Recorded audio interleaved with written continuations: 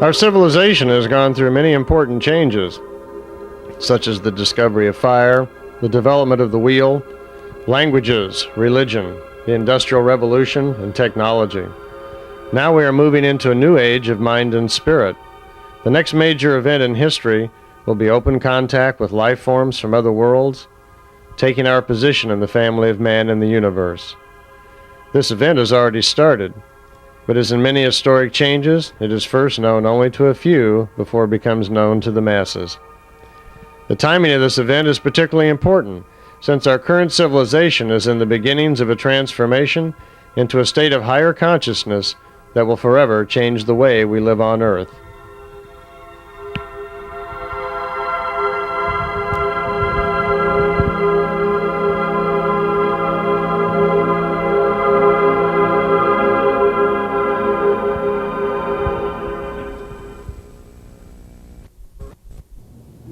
Sightings of unidentified flying objects is nothing new.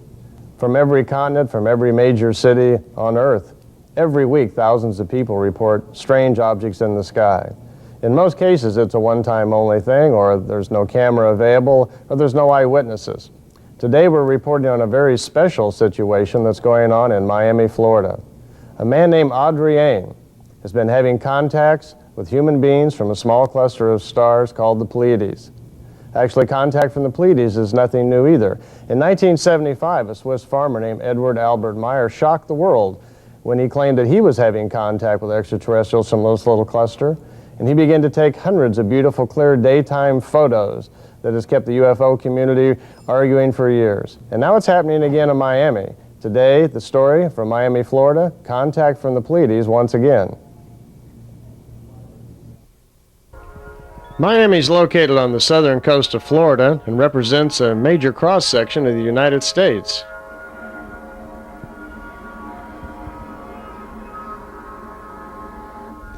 If extraterrestrials were going to visit us here on Earth, mightn't they choose a place like Miami to study us? After all, here it represents major business, there are military bases to have a look at, and of course there are millions of people who come here every year just for recreation. But are the ETs coming here for any of this? No, I don't think so. I think they're coming to Miami because of a man named Adrian. You see, I met Adrian about a year ago in Miami when I was there giving a lecture on my book, The Pleiadian Mission. I'd been following this contact case for years, and that had led me to Switzerland, where I spent a lot of time with Edward Billy Meyer, and wrote the book all about the philosophy of life from the Pleiades that was taught to him. After the lecture, Adrian introduced himself and told me that he'd been having contacts with the ETs for about 29 years. He then invited me to his home, and out on his patio he proceeded to show me his photo book of all the wonderful photos that he had taken of the Pleiadian craft over the last 20-some years. A lot of the pictures were Polaroids, but it was fascinating to see that someone else had been taking pictures of these off-world crafts. He had nighttime shots, he had daytime shots. Many of the pictures, it turned out, had even been taken by his girlfriend. Adrian says that the Pleiadians normally communicate with him telepathically. First, he might get a sensation in his thoughts that they're around. Then he might hear words in his head, or he might just receive a stream of visions from them. Here in this night shot, he was driving on the freeway north of Miami. He was communicating with him telepathically, and the craft appeared right in front of the car, and he was able to get this shot. I had to ask Adrian if the Pleiadian group that he was in contact with was the same group that Billy Meyer had been in contact with. And he said no, they were not. To his knowledge, all of the Meyer contacts were with a group of Pleiadians from a star system called Tegeta. His contacts, on the other hand, were with a different group from the star system Alcyone. To his knowledge that Meyer had ever had contact with this group, he didn't believe there was any connection at all. Here's a little drawing of what the Pleiades looks like. There are 6 stars which are usually visible to our own eyes in the northern hemisphere in the winter months. The central sun of the Pleiades is called Alcyone. All of the contacts in the past with the Pleiadians have been from Tegeta.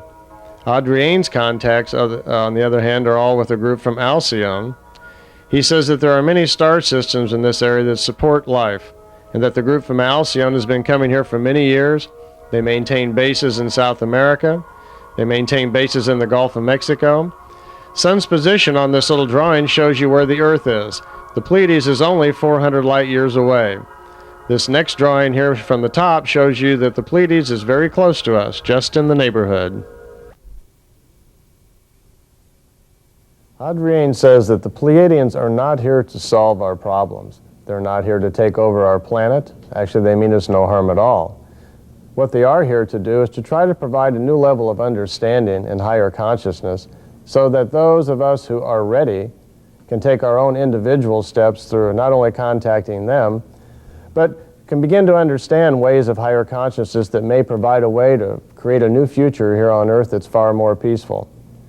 In his hometown of Miami, Adrienne has begun to teach other people how to meditate, how to discover their own spiritual awareness, and how to come in contact with the Pleiadians themselves.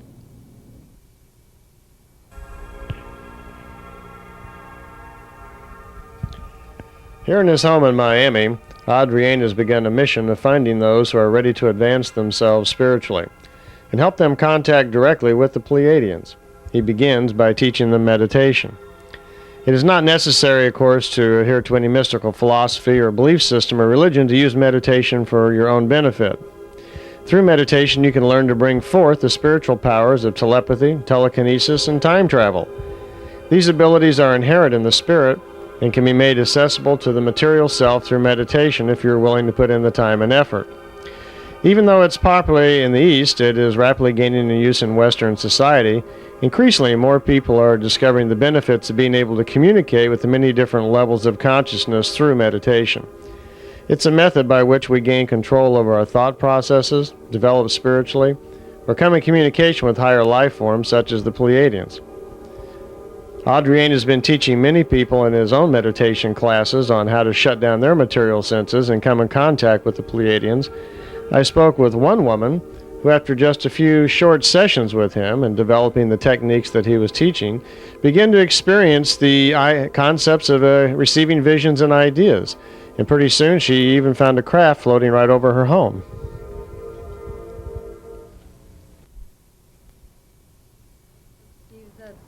This being was with him, and that incredible energy was coming from a flying saucer up on the roof of the house. And since that day, we started, not only me, but other people in the class started receiving, like, I don't know what to say, is like in a state dream, receiving a lot of information. And like one evening at the end of a meditation class, she asked if it might be possible to see a ship. Adrienne advised her to just be patient. And on the way home that evening, to her surprise, she looked up out of the car and there was a large craft following along beside her. She believes it was a Pleiadian ship.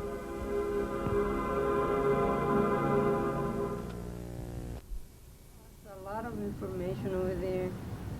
And the moment that we were leaving, Aida said to him, "When can we see one?"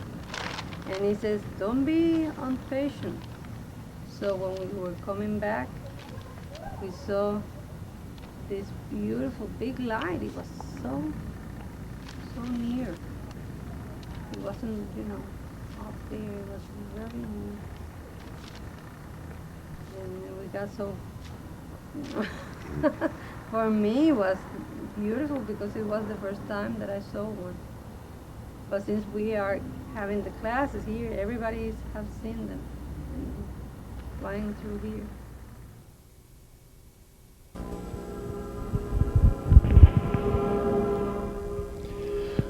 At this point in time, Adrienne thinks it's best that he keep his personal identity here on Earth private to himself. He plans on writing books, making videos, and bringing the teachings that he and the other Pleiadians feel would benefit the people here on Earth. To begin with, they want us to know that our forefathers were also their forefathers, that many times in the past, some of the Pleiadian ancestors came here and populated Earth. They are descendants of a race of people called Lyrians, who are mostly responsible for life here on Earth.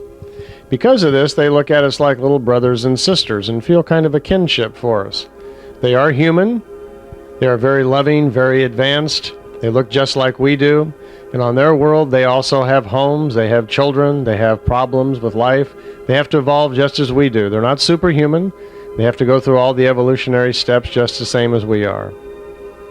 Adrian himself is a Pleiadian. He says that he is here by benefit as what is called a soul transfer. This is a drawing of what he looks like on a Pleiadian world. He says that he is alive 925 years in our future, our linear future right now. That years ago, back in the 50s, he, as Adrian in the future, made an agreement with an Earth spirit who was not embodied at the time. This was done on the astral plane. He made an agreement with this Earth spirit that when the Earth spirit came into body, that he would give that body up and let Adrian take control of it. And that's what has happened. At the age of 10, the Earth spirit gave the body up. Adrian is controlling the body here on Earth with about 10% of his soul force, and that is the life of Adrian. Adrian comes from a planet called Romul, which means the beauty of creation in their language. It's in a solar system they call Quran, which is about 1 light year from the great sun body of Alcyone. The Pleiades, by the way, are in the constellation of Taurus the Bull, which is about 353 light years distance from here on Earth. Adrian says that we could think of him as a time traveler with a great task to accomplish for the people of Earth and for himself. He thinks it's a particularly important time to be here because events in our future are unfolding at a very rapid rate, and this is a most important time for the people of Earth. You see, Earth, our entire solar system, is traveling in a great orbit. It takes 25,860 years to complete. And every time we get to this particular point where we're at right now, the Earth is bombarded by fields of energy from the great central sun of our galaxy. These fields of energy have an effect on all life forms. By speeding energies up, it causes positive things to be more positive, and it also causes negative things to be more negative. We were first affected by this field in 1937. Interesting that right after that, World War II started. For people who are aware of this great change that is happening and who make an effort to open their minds and raise their consciousness, it will be a great time of enlightenment and advancement. For those who refuse to recognize this, it could be a very terrible time of chaos and negativity for them. Adrian has been visiting Earth, he says, in many different time zones. In order to do this, he says he needs the permission of the Pleiadian High Council. And they have granted this so that he may travel, roam in time, to study us and try to be of some benefit to us. Time travel and the ability to access hyperspace, he says, are very important advancements in technology that they guard very well. These great secrets in the cosmos, they say, are very fragile. And if that knowledge should fall into the wrong hands, it could have very cataclysmic effects on things. His mission to Earth actually begins this year in 1995. He feels this mission will carry him through to the year 2000, and during this 5 years he plans to write his books and do his teachings. Later in the future, he plans to come back at some time to see the fruits of his labors. The most important part of the information, I think, that the Pleiadians are trying to bring us is about creation itself. You see, when they examine us here on Earth, they see a planet with over 5 billion people, a little out of control. And by listening to our thinking, they can see that our biggest problems are that we do not have a good understanding about what life is. We do not understand our role in creation. We do not know very much about the purpose of our lives, why we are here. We're not even aware that there are life forms on other planets throughout the universe. It's very common, he says, that the human form exists everywhere in creation. We are all bonded together.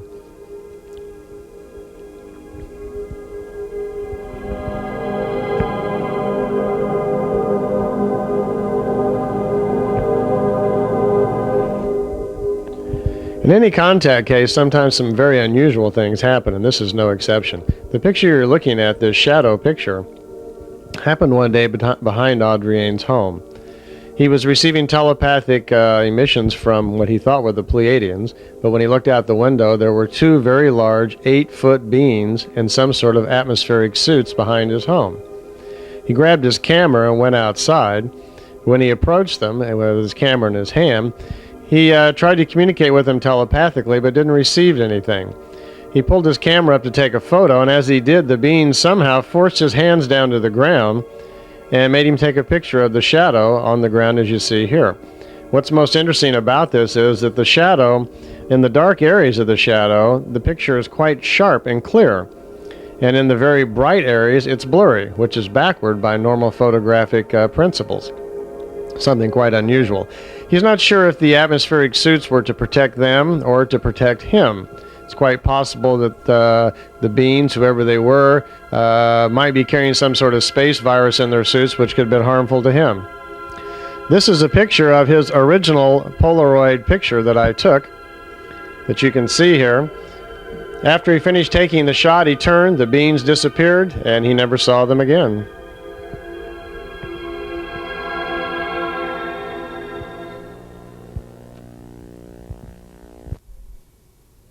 Among the more amazing technologies that the extraterrestrials seem to possess is the ability to move in time in their crafts. Along with this, they seem to also have the ability to see events in time. Inside of the craft, there are screens that can lock onto any kind of energy, spiritual energy or whatever they want to do, and they can kind of fast forward, watching one event lead to another and see events unfold in the future.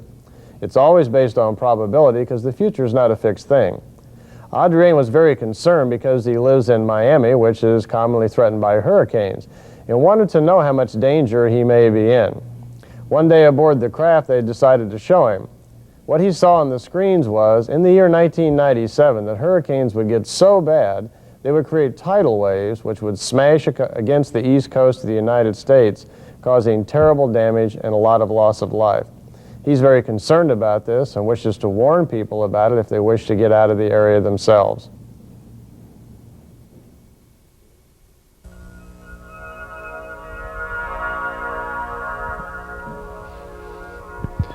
This photo you're looking at is a very unusual photo. I found 2 or 3 of these in Adrienne's photo album. If you look closely, you'll see that you're looking at a craft and you can see clouds through the craft. What's going on here is an effect that Adrienne calls power up. When he took this picture, and he took it, by the way, with a Polaroid that has a plastic lens that operates at about 1/30th of a second, as he took the picture, the craft was powering up the field around itself, causing a dematerialization, otherwise it was going invisible. There are many accounts from witnesses of UFOs that say that they were able to see a craft and no one else could. And quite often we hear reports from someone who took a picture of craft and they can't believe that no one else around the area saw it. Here we might have some photographic evidence of how this effect actually works. We are told by Adrienne that when he's inside of a craft, you can be in there, the craft, when the field is powered up, people around you right below you could not even see you. In effect, what happens is they power the field up around the craft, it's a magnetic field, to a certain frequency that distorts reflected light, and our eyes simply cannot see it. They're bending the light waves, a simple trick apparently for them. The craft then in effect could be floating right over a busy freeway or highway. They could be in the craft simply observing us. We could not see them at all. So in this unusual photo, that's what we have here. We have the field power up around the craft, and it's just in certain stages here becoming invisible, so the clouds are just slightly visible through the hull of the ship. This picture was taken on the ground. The craft appears to be probably only at 30-40 feet, something like that, above his head when he took it. And I think there were 4 different shots taken here at one time.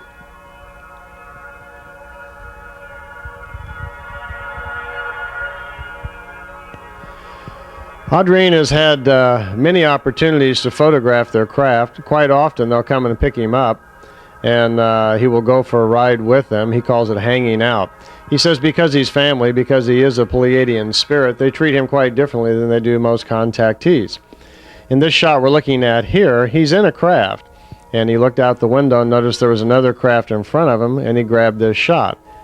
If you look carefully up in the top left corner there, you can see that there's another ship. That's a large mothership. It is cylinder in shape. It was quite large. He says they flew up into that craft, and as he was hanging out with them that afternoon. And he spent some time aboard that large mothership. Now, what's most unusual about this mothership, it's a little different than we've seen before. Here I've enlarged the picture just a little bit so that you can see it. Most of the Pleiadian pictures that we've seen over the year were all taken by Billy Meyer in Switzerland. When Billy Meyer took a picture of a mothership, it looked quite different than this one. This one seems to be green. It seems to have some sort of red atmospheric condition around the center of it. I don't know if that's caused by heat or whatever. And then on the front of the craft, it has some sort of white dome, sort of a dart-looking situation here. But he says the craft is quite large, several floors high, and they were able to fly right into it and spend some time there. It's very unusual to get a shot of an extraterrestrial craft in this shape. There are many pictures from all over the world of UFOs, but this one's quite uncommon. There are some other very unusual things about this picture, and if you look closely here, down at the bottom of the frame here we have the classic Pleiadian beam ship. And if you let your eyes follow right above that, there's a white spot that appears on the picture. At first it wasn't known exactly what this white spot was. Later, Adrien found out that this white spot we're looking at here is the projected image of an ET. He believes that one of the extraterrestrials in the beam ship there projected his own spiritual essence out into space so we could see it and take a picture of it. This was confirmed by the Pleiadians to be true and by a contactee in Puerto Rico who knew this also to be true.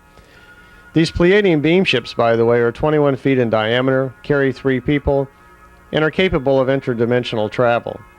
Here's a closer shot of the craft, and you can see the little antenna on the top. These crafts are very common to the Pleiadians, much like our cars are to us, and this is how they navigate through space.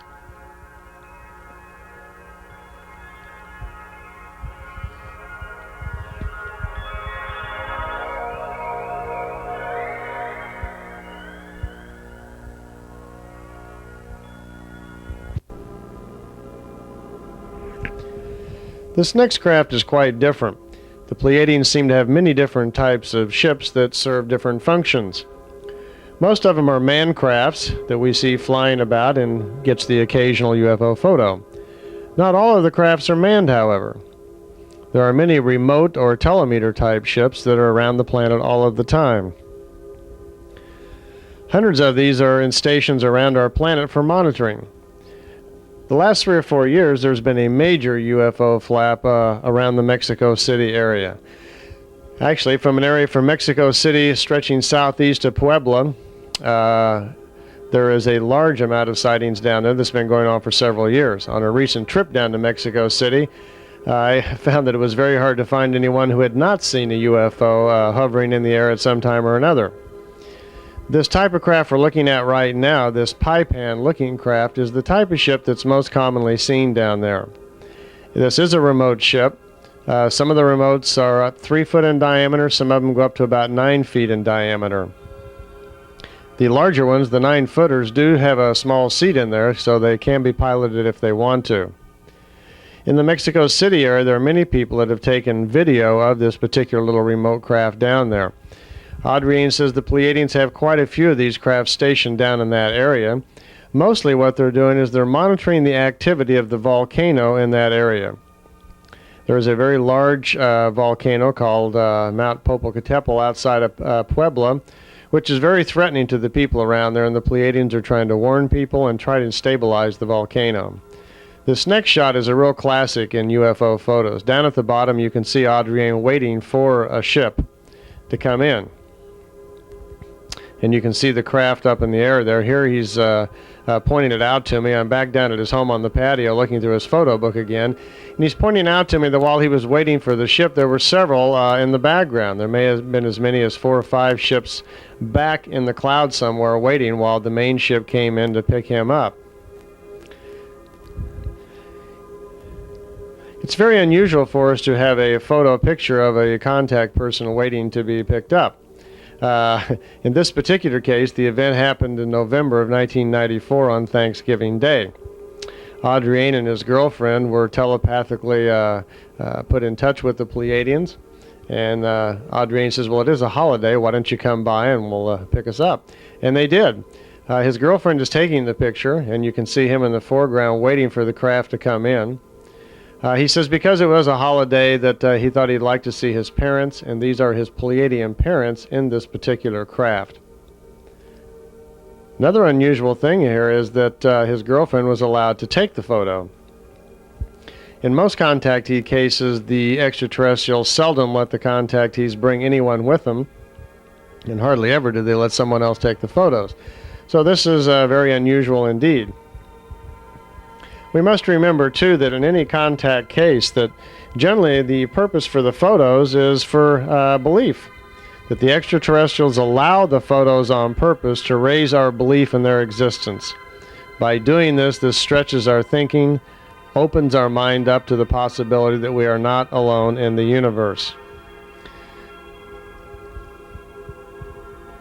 Whenever pictures are taken, though, then it is our obligation, of course, to try to figure out what is happening. Are the pictures real? Because there are many UFO photos taken around the world which are not real. In Adrienne's case, the majority of his pictures are Polaroids, so the analysis is really quite simple. There's no extra negative to deal with. In many cases, though, he has taken some pictures with a 35mm camera. His photos, unfortunately, have been taken over a several-year period, and he has not chronicled them very well. We have no notes as to actual time and date and location where many of these photos were taken. Adrienne was not planning on being a contactee, since he feels that he is here mostly for his own personal growth and experience. So he hasn't done that too well up to now. However, in the future, we hope that that may become more of a reality. We have some negatives of some of the photos, 3 negatives to be exact. The picture you're looking at right now is one of the photos we have an original 35mm negative of. Preliminary investigation of the negative has shown nothing unusual. Edge enhancement testing has been done. They've tested for film grain, tested for overlapping, blue screening techniques, and other things that might show up on the negative. And nothing has been found to show any evidence of a fraud at all. As a matter of fact, just the opposite. By scanning the original negative, it shows things that we cannot see here in the normal print with our eyes. It's very revealing as to how the energy and the heat off of the craft is ionized the air in different colors. Now here's a nice close-up shot of the craft that you can see here. Again, this is a Pleiadian beam ship type. It's 21 feet in diameter. You can see that it's surrounded somewhat by the clouds. The Pleiadians don't want us to know too much about the technology of how these crafts fly. They have said on many times before that they are aware that our technical advances far outweigh our social development, and they're not really interested in helping us out in these areas. They're far more concerned in trying to help us out in our social development. The ships, however, do have 2 propulsion type systems that they have told us about. Normally, the normal craft in its normal material state, as we're looking at it here, has a light emitting system by which they convert matter into energy. It's called a beam ship because of that, because of the use of the light. Now, by doing this, the craft is capable of accelerating to speeds well beyond the speed of light. In order to do that, the ship and all of its passengers must be protected by force fields around the craft. This next picture here is most unusual. It's a picture of Adrienne's patio.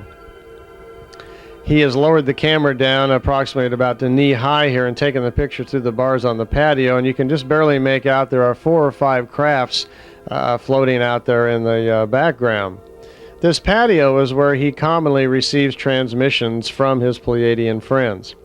Here I've taken a picture of one of his copies. Adrienne quite often will take a Polaroid and go to a copy place and make a paper copy of it or blow it up, and that's what I've taken a picture of here. The patio, you might say, is his education area.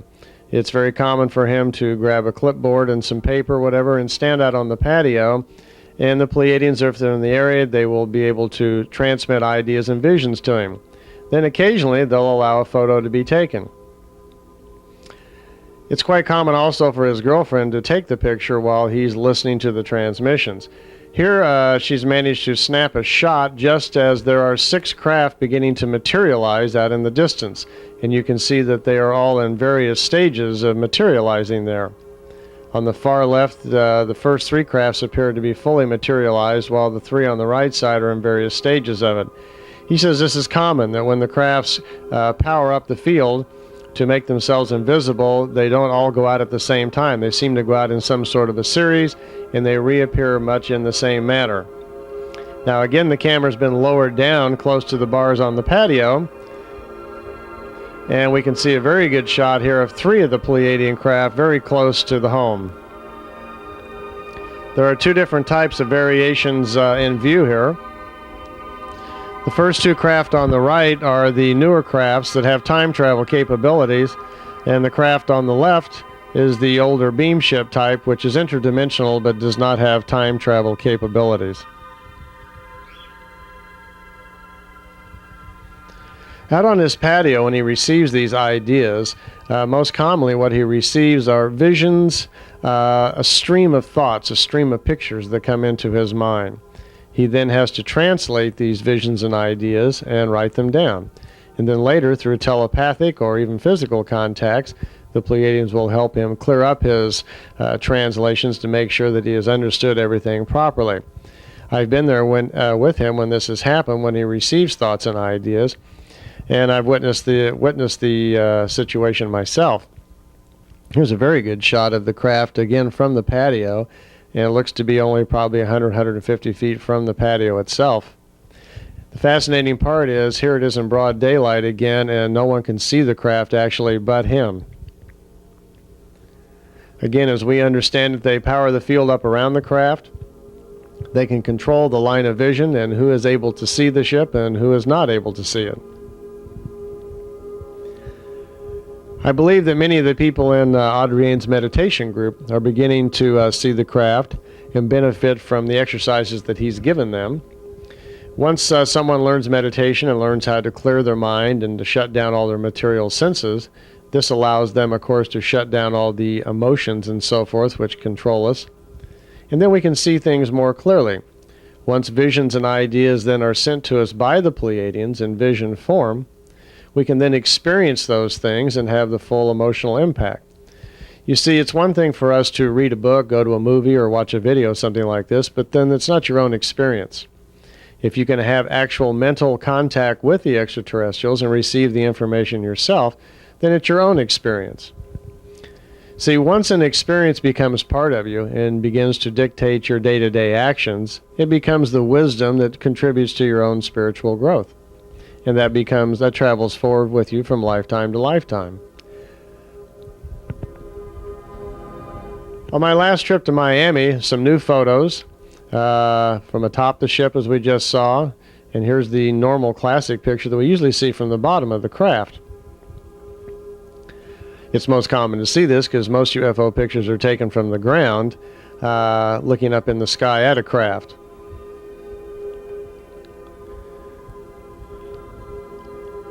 This craft, again, is the newer variation of the Pleiadian crafts and is capable of time travel, which means it's not only capable of making dimensional shifts and moving from one dimension to the other, but while it's in another dimension, it can control the speed at which its particles are accelerating and move in time. Here's a close-up of the top of the craft. There seems to be some sort of almost glass-looking object on the top. We can see some red colorization and some, looks like windows there. From below the ship now, we're seeing a very good shot here of the magnetic field disturbing the clouds right around the bottom of the ship. So this shot was either taken from inside of the craft that was very close, or from not too far away, either with a zoom lens or a telephoto of some type.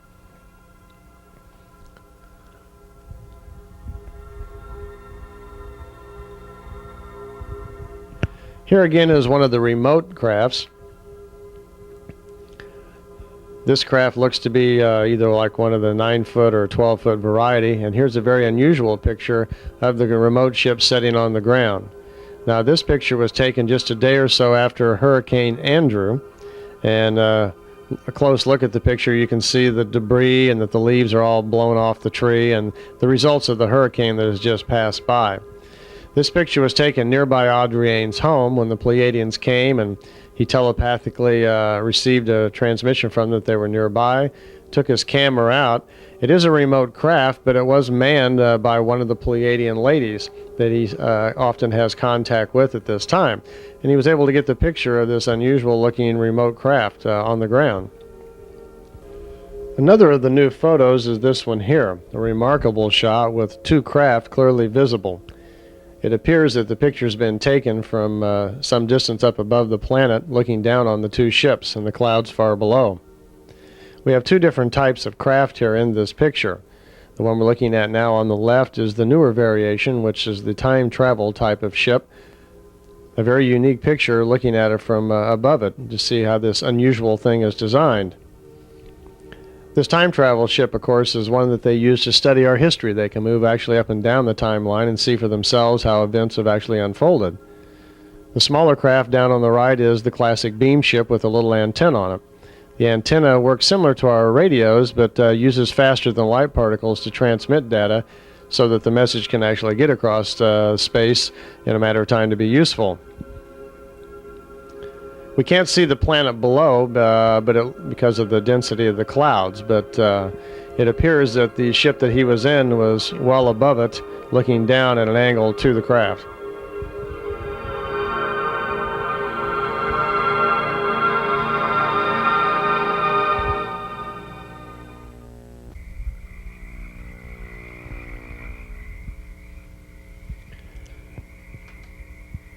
I asked Adrienne if it would be possible for us to get some video of the Pleiadian craft. The following sections are the different shots that he's been able to get. First thing we're looking at here is some night video taken just south of Miami. His girlfriend was standing in the foreground to give us some reference point. Adrienne and his girlfriend were led down to this location telepathically. And when they first got there, there was one blinking craft far out over the water. They're standing on the beach, and the craft appeared to be approximately about a mile out over the water. Once the camera was in position, and he and his girlfriend were ready, suddenly two craft appeared and moved around for some minutes. And then some other craft came in, and here we now have a scene of approximately, it looks like 7 or 8 of them came in.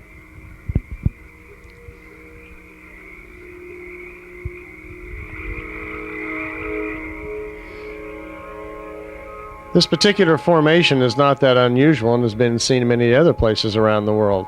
As a matter of fact, down in Mexico, it's quite common at night to see displays similar to this one, where several craft may come in and put on kind of a light show and making different formations.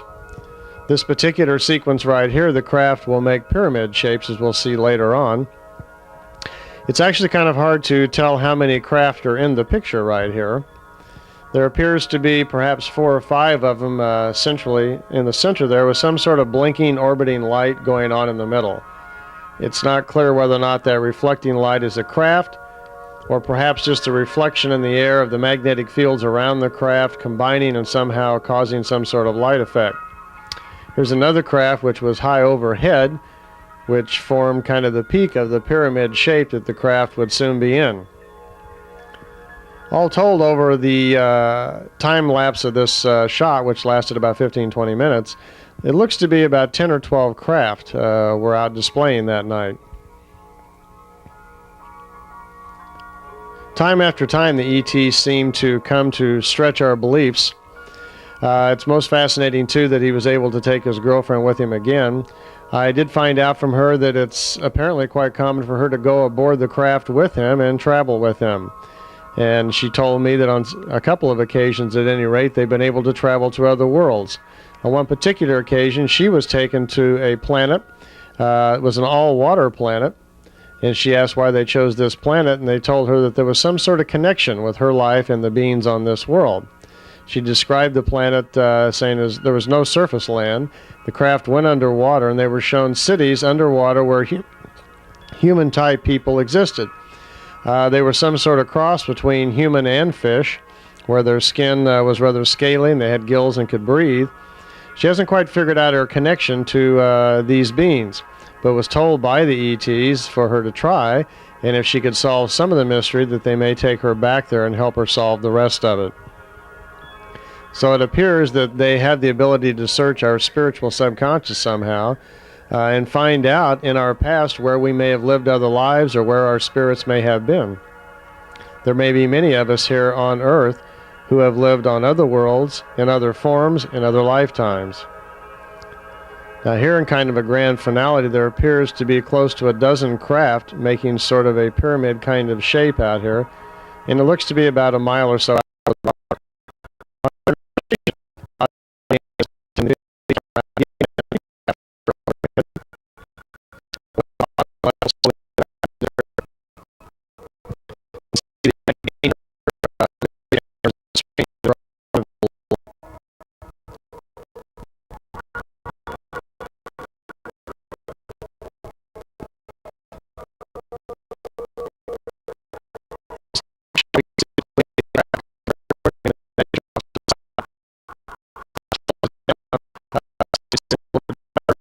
And here we can see it in slow motion. See the tail on the craft as it dashes in.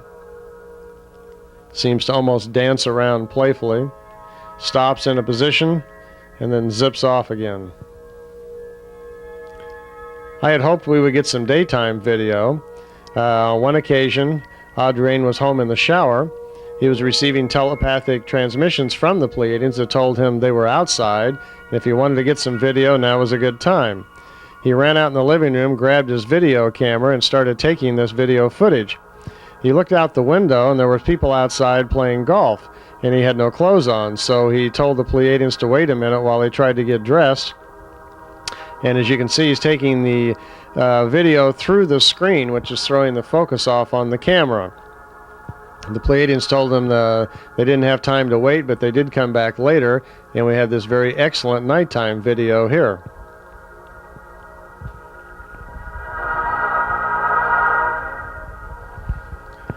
Now here the craft at night, the energy field surrounding the craft has it illuminated in a way that seems almost magical. We can see bursts of light and energy coming off the top of the craft. And if you remember from the former daytime shots of the apartments across the way from him, you can get a good sense of what's going on here. The craft appears to be 100-150 feet away from his patio. What was most interesting about this is when he got the telepathic transmission that they were there, he didn't see the craft outside. And he got his video camera ready, and they told him to go ahead and start the video camera. When he looked out with his naked eye, he could only see little sparkles kind of dancing in the air, but could not see the craft. Once he started the video camera, he was able to see the craft through the video camera only. At the same time he was taking video, there was also some Polaroid shots taken, some still shots of this same craft. You can see the lights in the background emanating from the apartments, which are about 2-3 blocks away. And on the still Polaroid shots, you'll be able to make these out, which were taken at the same time. Now here's one of the Polaroids. You can see the craft in the top. And then down at the bottom, you can see the lights from the apartment buildings that are off to quite a distance.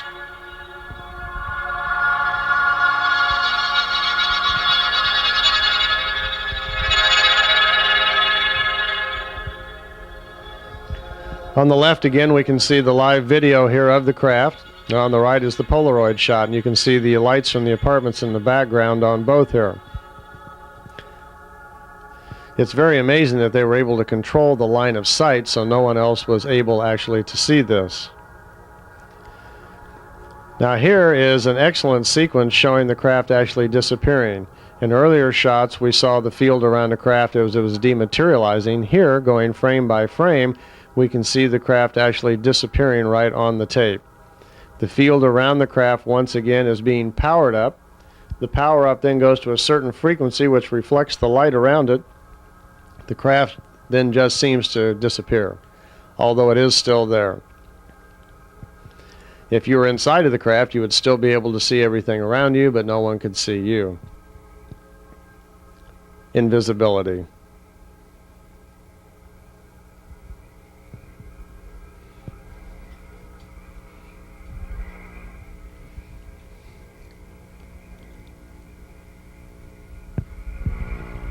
Still again on another night, in another sequence, You can see the craft somewhere off in far off in the distance. If you look to the center telephone pole there's cars in the foreground going by occasionally. And there's a craft which at the moment is hidden by the telephone pole, but will now move slowly to the left. They kept the craft some distance on this particular shot, so there would be plenty of images in the foreground. And then again on another night, the craft came back again. And once again, you can see the apartment buildings down at the bottom, just as we did in the shot before. And very high up in the air, we can see the craft up there blinking.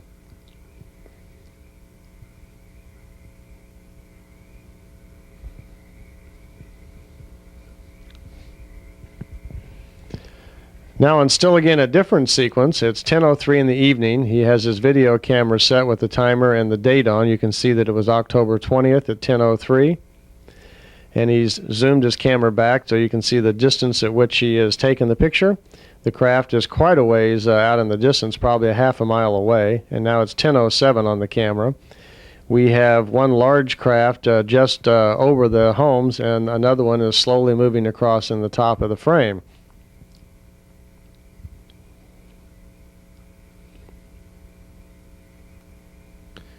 This contact now started at about 10:03 and will last for almost 50 minutes.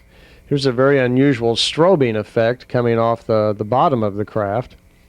The craft appears to be kind of a normal beam ship type, and we do not know what the strobing effect was for. Perhaps they were just doing it for display to make it stand out.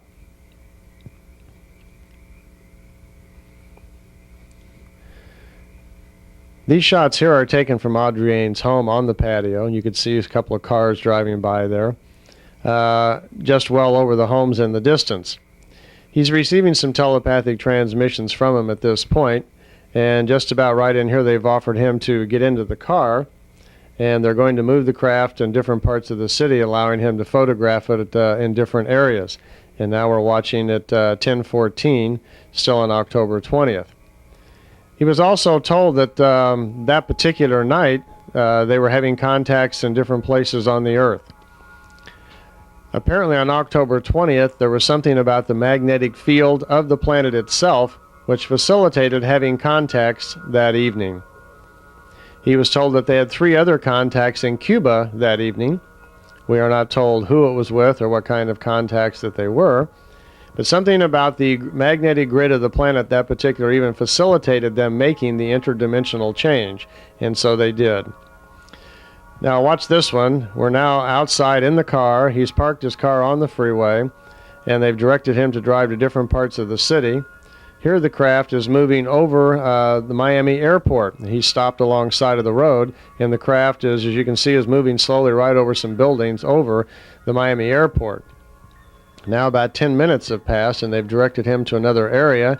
Once again, he's in his car looking out through the windshield, and the craft is off in some distance. We're now at 10:53 on the same evening. Cars are going by in the foreground and the craft is off some distance here. We can see it through the trees and behind some sort of signpost. Now the craft is moving, following him down the freeway. He's driving about 50 miles an hour, holding the camera up, trying to get the shot as best he can. And he didn't shoot a very long video segment here. I would imagine that he was probably concerned about having an accident. Now here we've slowed the image down so you can see it actually go behind the trees. It's off to the left of the freeway.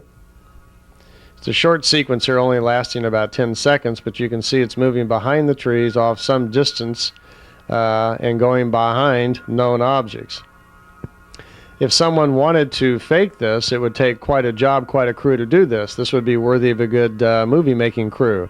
They would have to get some helicopters, suspend a very large illuminated object, swing it along at about 50 miles an hour off to the side of the freeway.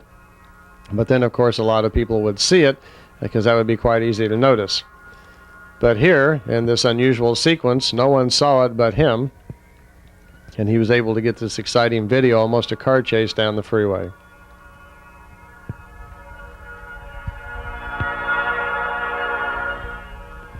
Here in slow motion again, we're rocking the back frame by frame, and you can see the ship as it moved behind the tree, behind a known object, and I've moved it back so you can see. So we definitely have a craft, approximately 21 feet in diameter, we're told, and it's off to the left of the freeway. It looks like probably about a block or so, perhaps maybe about 1,000 feet. And it's dancing along the freeway, following the car at about 50 miles an hour. So the Pleiadians apparently are allowing more and more photos. They're allowing more video, better video. They're allowing his girlfriend and other friends to see the craft. So they seem to be stepping things up here in America. The Pleiadians believe that by stimulating the beliefs and consciousness of a few of those of us in America, we can provide the kind of leadership and role modeling that can make a difference in the world. You see, it's one thing for the Pleiadians to come here and help us, but this is our planet. It's time for us to become 100% responsible for ourselves and our world. It is up for us to create the kind of future that we want and the kind of world that we want to live in.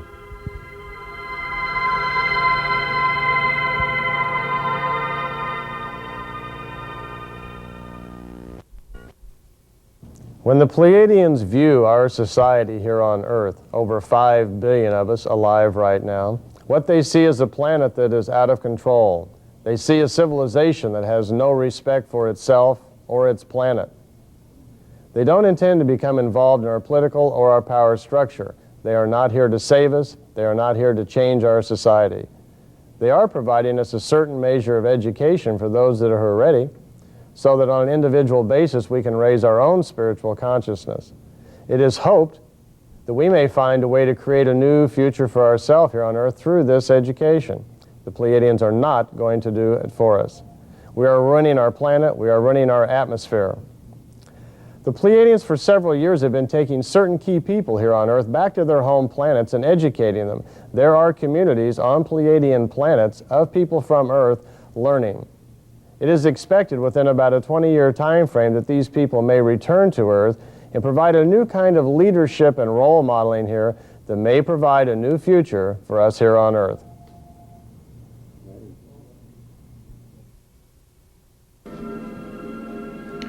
The greatest event in our history is unfolding before us right now as we come in contact with the family of man throughout the universe. We are fortunate that these visitors from the Pleiades have chosen to gently awaken us to the knowledge of their existence. If they suddenly filled the skies with their spacecraft or landed on the White House lawn, the majority of the people on Earth would probably fall into panic and confusion. Others would worship them or expect them to bring us the long-awaited peace.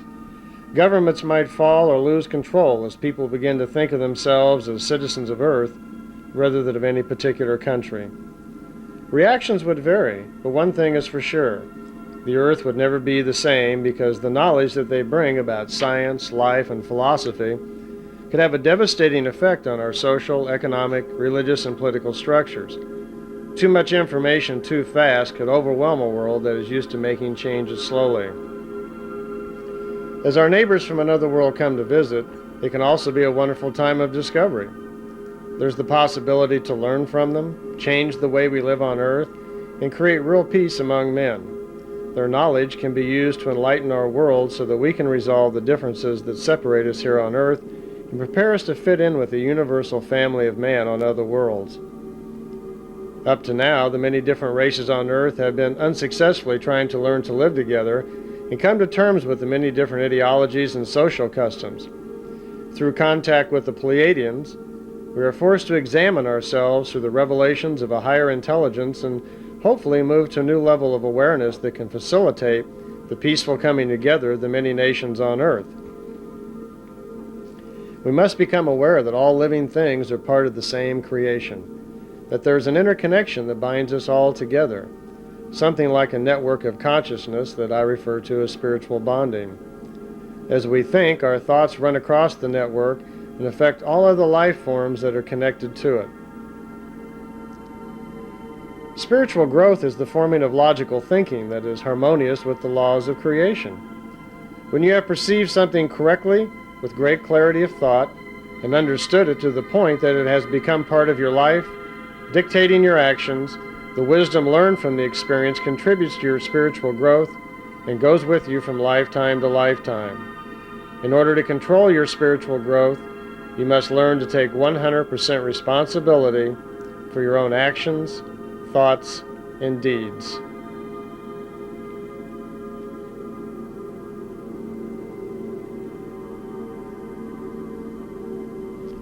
I'd like to take this opportunity to give a special thanks to Adrienne for his courage, and to the Pleiadians for being concerned enough about a few people on a small blue planet to offer us a helping hand. My name's Randolph Winters. Thanks for your interest.